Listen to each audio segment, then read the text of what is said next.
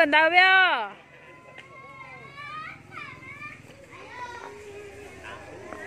Thính một Cần Thơ.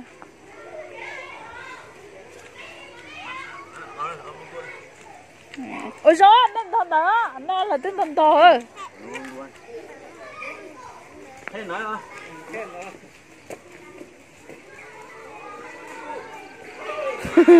Lấy xin thấy tình cô.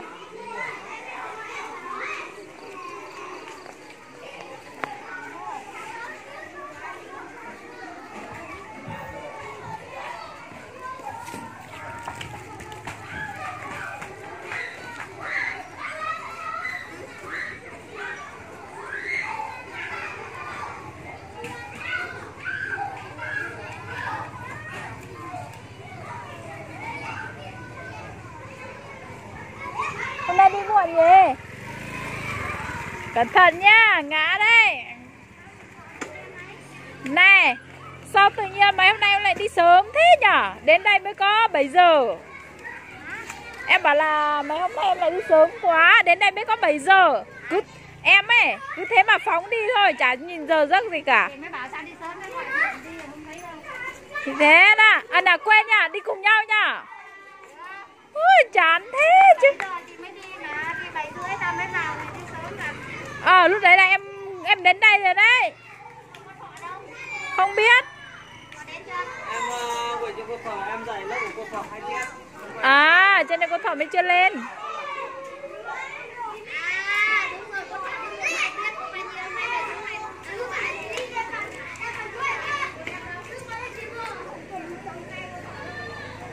Ôi, có cả lá chị. Hả? Cả lá màu gió. Có lông bé hôi chó. Hôi chó đó. Hôi ly nào. Con nhện đấy. Nếp trẻ em thưa. Mình đặt ra. Có cho rong có rồi.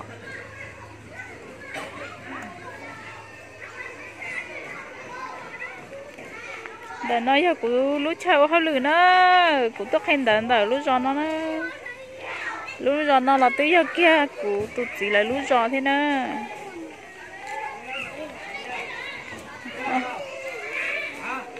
Ở giống gì nên thòn rồi có đấy.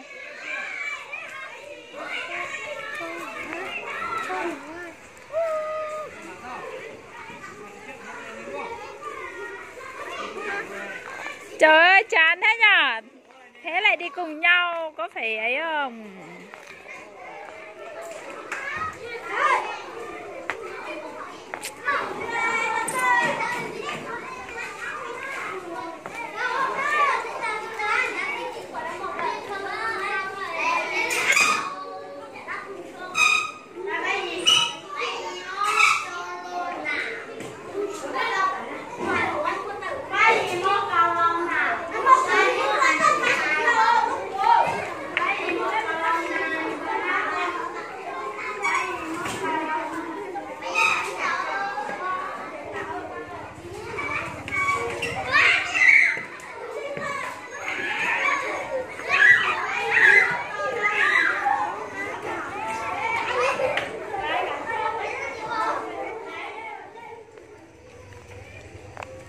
Ôi dồi nên thật ơi. Ôi cha.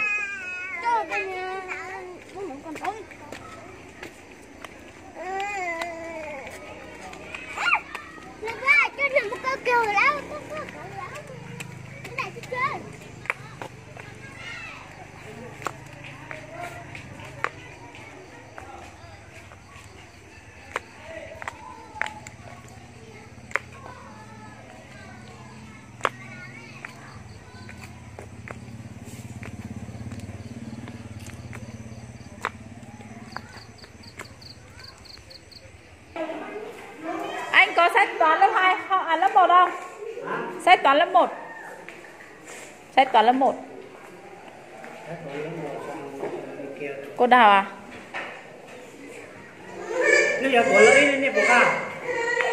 Các bạn có mang sách toán lớp 1 đi không?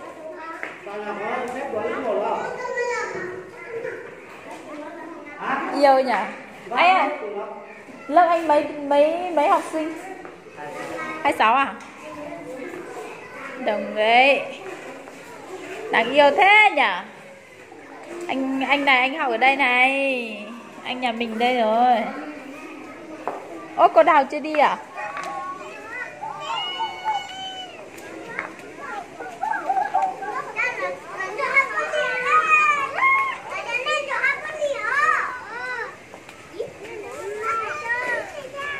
Đáng yêu thế nhở. Chị ơi, cái người mà cái em mà chị bảo lớn lớn là em kia. Ơi nhưng mà có 2 em nhỉ? Có 2 em lớn nhất nhỉ? Bạn nào cao đi xuống dưới.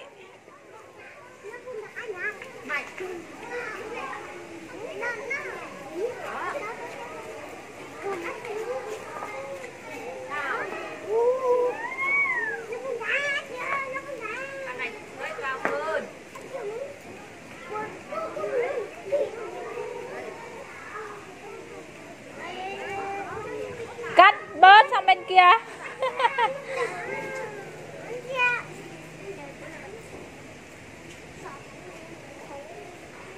Đây là học sinh lớp 1. Bà lớp trưởng à? Đây là bà lớp trưởng.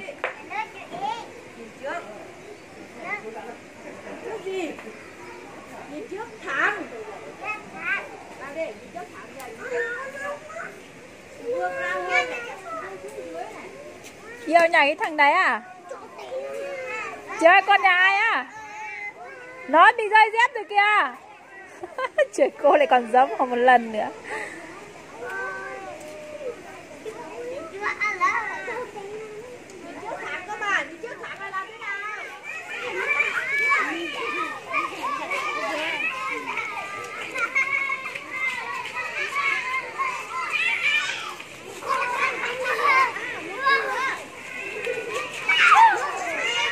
Anh làm gì à?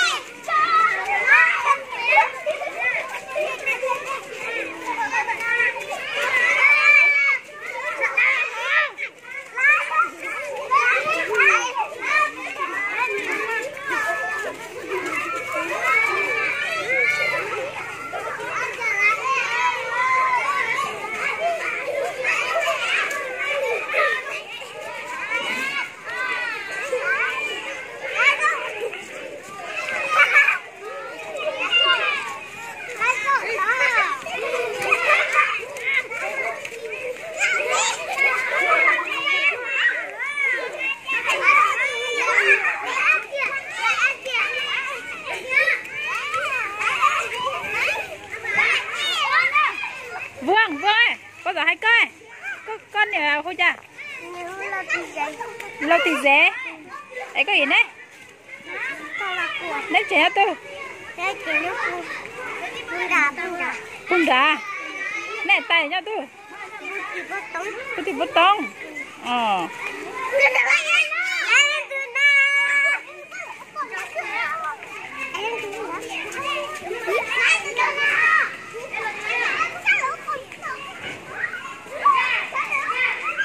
Đẹp lắm thôi, học sinh à. Các bạn này cũng yêu lắm này.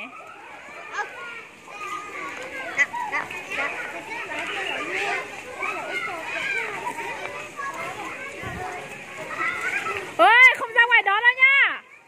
Các bạn quay về đây.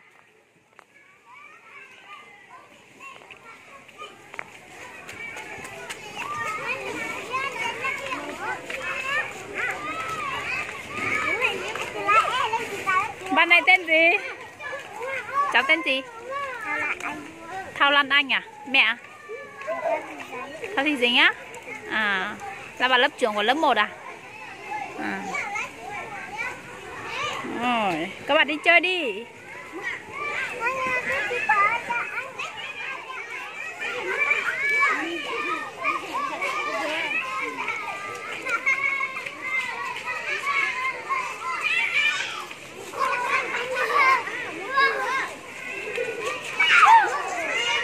Anh làm gì á?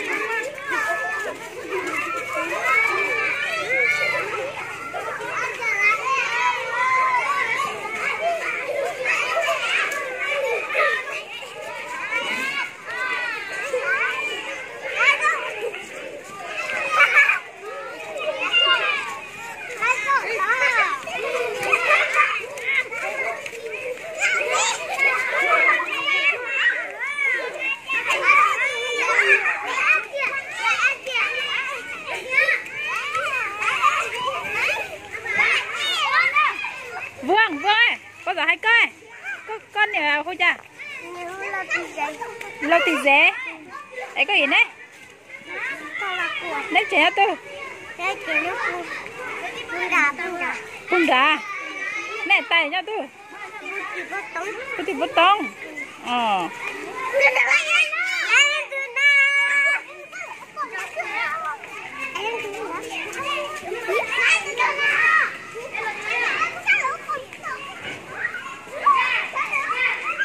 Đẹp lắm thôi, học sinh à.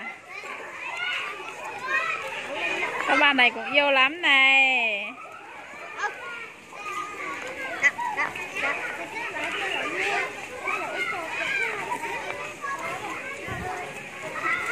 Ôi, không ra ngoài đó đâu nha. Các bạn quay về đây.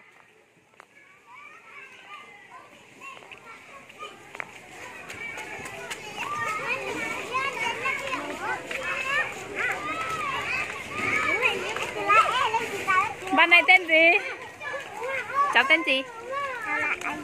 Thao Lan Anh à? Mẹ? Thao Thị Dính á? À, là bạn lớp trưởng của lớp 1 à? À. Rồi, các bạn đi chơi đi.